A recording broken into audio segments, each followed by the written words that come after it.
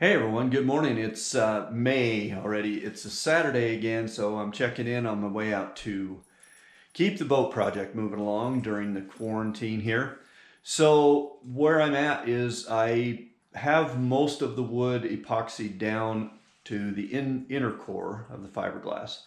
I filmed a little of that, but man, it was so messy and I was just covered with epoxy. I'm not really a expert at that. So it was just a mess, and I think I got most of it done. I'll give you a quick catch-up view of it today as I get out there. So where I'm at is up around where the very front of the boat. There's quite a bit of kind of tight, curvy wood that's got to be sorted out. There's a few places where I'm going to add some more epoxy to fill in the gaps between the strips of plywood that I glued down. And then I'll start to fit my top pieces back on and see how those line up. I've ordered some thickener for the epoxy stuff that's coming, being shipped here, so that won't get here till probably sometime next week.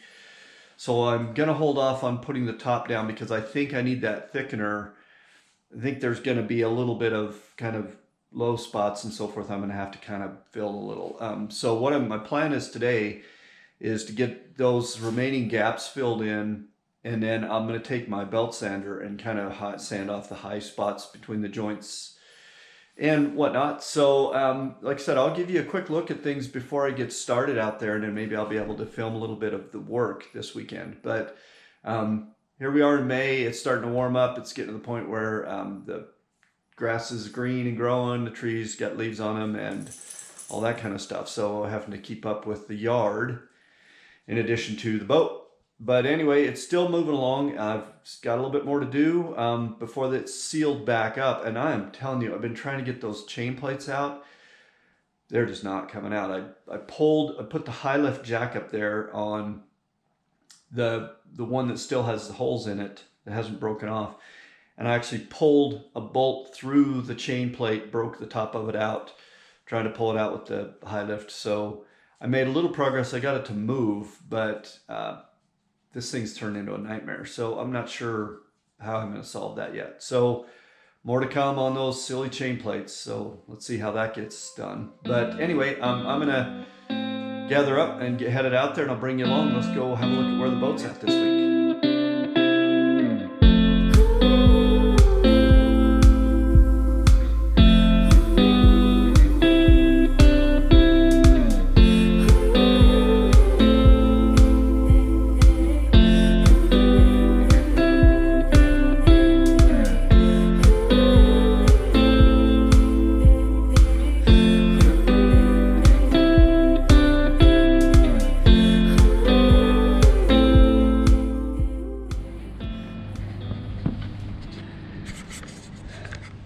Okay, well, here it is.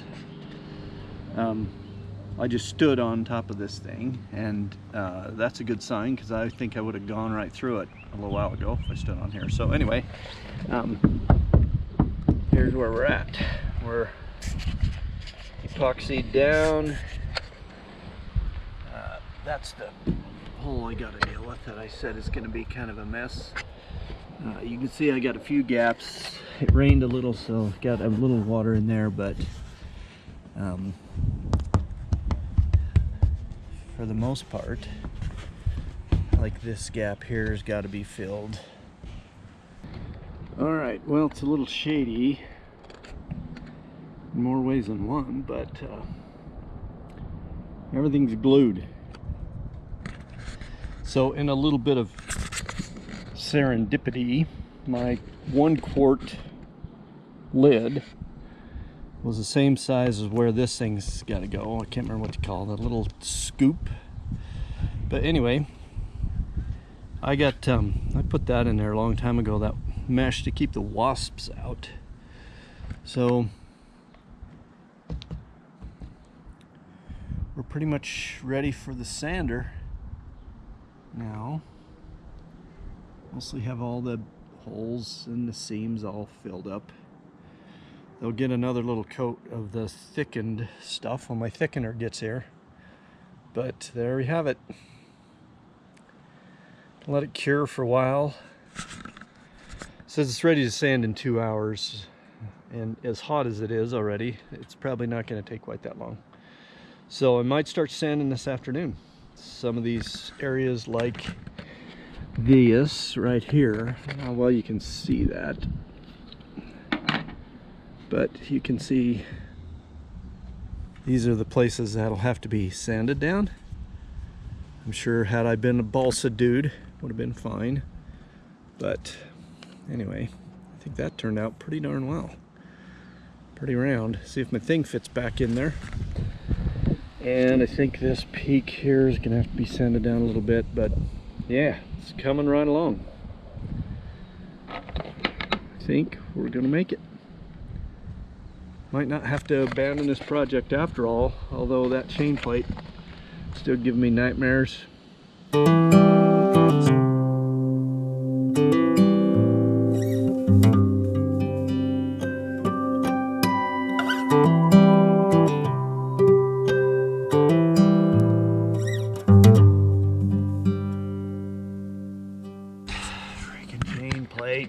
So I ripped that little chunk of metal out of that hole, trying to pull that thing out of there with the high lift. I did make a little progress, but I'm gonna have to drill another hole, and I might just drill one down here. It seems like it's pulling it at an angle, which is not making it want to come out of there, but I don't know if that's what's stopping it or not. So anyway, these things are turning out to be a nightmare.